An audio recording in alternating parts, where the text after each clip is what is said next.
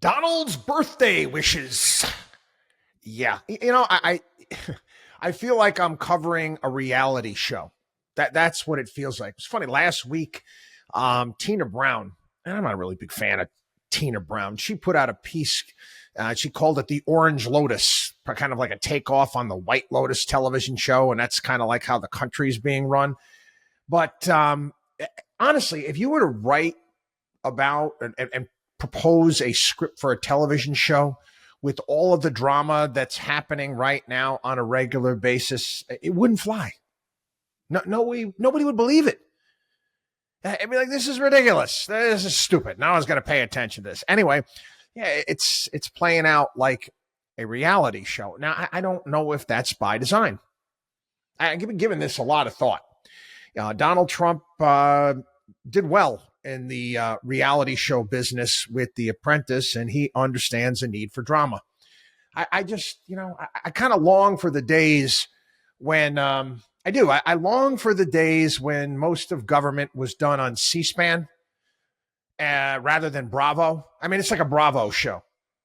Yeah, I'm not Andy Cohen, but, I feel dirty every day covering this stuff. But anyway, neither here nor there. So my baby just wrote me a letter. It was Jeffrey Epstein's 50th birthday, and Ghislaine Maxwell was preparing a special gift to mark the occasion. She turned to Epstein's family and friends. One of them was Donald Trump. Collected letters from Trump and dozens of Epstein's other associates for a 2003 birthday album. Okay, big story here, right? Big story. This got hyped up yesterday. The letter bearing Trump's name, which was reviewed by the Wall Street Journal, is bawdy. The other ones in the album are as well. It contains several lines of typewritten text framed by the outline of a naked woman, which appears to be hand-drawn with a heavy marker. A pair of small arcs denotes the woman's breasts, and the future president's signature is a squiggly Donald below her waist, mimicking pubic hair. The letter concludes, "Happy birthday, and may every day be another wonderful secret." Donald Trump said no, he didn't do this. He said he never wrote a picture in his life, but he's got pictures. You can see them all over his office that he drew. But then he said, "I don't draw pictures of women. It's not my language. It's not my words." I don't know. But to be quite honest with you, I'll be quite honest. I went through this entire thing. I know Donald Trump is threatening to sue the Wall Street Journal. He wants to have Rupert Murdoch testify. We'll see. I don't even know why he bothered. It's not that big of a deal. It's not that big of a deal what he wrote. I mean, the guy has said a hell of a lot more. I mean, the interview that he did talking about him going backstage at the Miss Universe pageant because he owned it and watching young girls undress is a hell of a lot worse than this. We know who this guy is, for the most part. I don't know why they're having a collective freak out, but they are. Again, this is Donald Trump's tweet. The Wall Street Journal and Rupert Murdoch personally were warned directly that the supposed letter they printed was a fake. If they print it, they will be sued. Mr. Murdoch stated that he would take care of it, but obviously did not have the power to do so. The editor of the Wall Street Journal, Emma Tucker, was told directly by Caroline Leavitt that President Trump that the letter was fake, but Emma Tucker didn't want to hear that. Instead, they are going with a false, malicious, and defamatory story.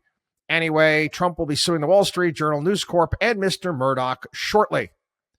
The press has to learn to be truthful and not rely on sources that probably don't even exist. And it goes on talking about the lawsuits he's filed in the past. Oh, okay. I would have just laughed at this if it was me. It's not really a big deal whatsoever. You could just say, "Hey, I didn't write it," but quite frankly, it's a nothing burger. Was from the get-go. Basically, right now, and again, we're going to see what's going to come out. You have to kind of like read between the lines. Based on the ridiculous amount of publicity, this is Donald Trump, given to Jeffrey Epstein, I've asked Attorney General Pam Bondi to produce any and all pertinent grand jury testimony subject to court approval. This scam perpetrated by the Democrats should end right now. Pertinent. No, then it's not going to fly. It's not going to fly. You've got to release the Kraken, man. Everything has got to come out. You're going to pick and choose what is released. One of the most telling things, okay, you kind of have to see this. And again, this is, I said for this from the get-go, because this the emails I was getting from people. Oh, if they had something on Trump and he was on a list and all this stuff, why wouldn't Biden release it? You don't think that there's all sorts of Democrats on the list as well that may have gotten ruined? Again, this is, I've explained this as the old, nuclear war philosophy of mutually assured destruction. Back the Soviets got nukes, we got nukes, mutually assured destruction. Okay, they shoot them at us, we're going to shoot at them, we're all dead. So no one's going to shoot. And that's basically been my thing with this case. And here we go. Here we come to save the day. And who's coming to save the day? The Uniparty. That's right, the Uniparty. Nancy Pelosi. Nancy Pelosi is siding with Donald Trump. Take it for what you will. Said the Epstein case is a distraction. Would you look at that? Bipartisan agreement. Bipartisan agreement on the Epstein list. And I'm telling you right now, actually, they tried. Thomas Massey and a bunch of, they passed it. They wanted to have the whole list released, and Republicans, Mike Johnson, won't allow it to come to a floor vote. I think that they all know this. I think that I think I'm being honest, it's not a conspiracy. I think we're watching a show. You're watching Democrats saying, oh, you got to release this, you got to release this. And then the Republicans are stopping it, and it will all eventually go away. Because you've got bad people on both sides. Donkeys, elephants, Uniparty, whatever it may be. But honestly, read the article, Wall Street Journal. It's not like it was poorly written. They kind of laid everything out, gave the various different positions. But he didn't really do anything wrong here. I mean, it really wasn't that bad. Like I said, he said a hell of a lot worse over the years. Watchdog on wallstreet.com.